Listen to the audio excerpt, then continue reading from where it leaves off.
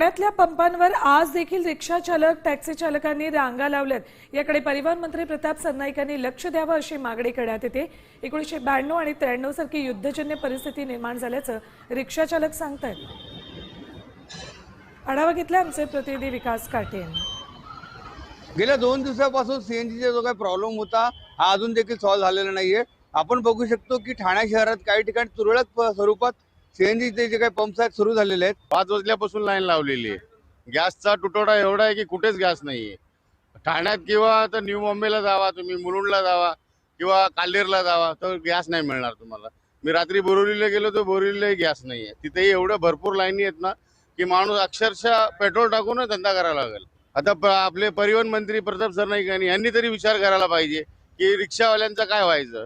तुम्ही सगळ्या गाड्या अगर सीएनजीवर बोलताय सोडताय त्यांचं मग यांचं मार्गदर्शन कोण करणार।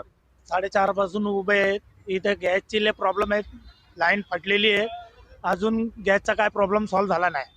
काय वाटतं होईल का असं वाटतं? आता आजचं बोलले का आज होणार आहे, पण आता काय होते काय नाही ते माहित पण नाही। हा विकास काटे, साम टीव्ही न्यूज, ठाणे।